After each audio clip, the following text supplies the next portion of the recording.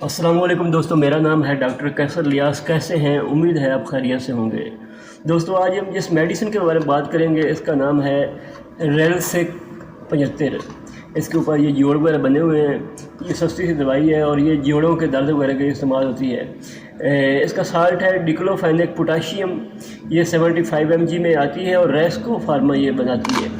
ठीक है, जिस तरह ऊपर इसकी शक्ल से वाज़ेह हो रहा है कि ऊपर जोड़ वगैरह बने हुए हैं, तो ये ज़्यादातर जोड़ों के दर्द में इस्तेमाल होती है और सस्ती सी दवाई है। ज़्यादातर लोग डी-10 या ये दवाई जो है ना वो अक्सर मेडिकल स्टोर से पकड़ लेते हैं और खाते हैं।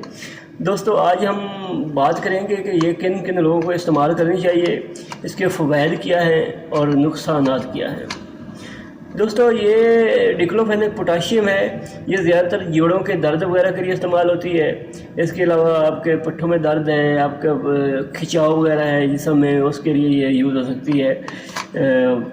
इसके अलावा बहुत शदीद दर्द, घुटनों में दर्द है, अक्सर घुटनों में दर्द रहता है, तो उसके लिए भी ये इस्तेमाल हो सकती है।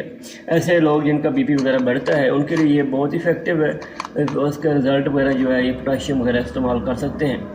दोस्तों, इसके अलावा ये दवाई जो है ये अक्सर मैंने देखा है कि लोग, कोई भी सर में दर्द है, कोई मसला हो, तो ये दवाई इसमें सस्ती मिलती है तो लोग पहुंच जाते हैं मेडिकल स्टोर पे, जी ये एक डब्बी ले ली और खाने शुरू कर दी।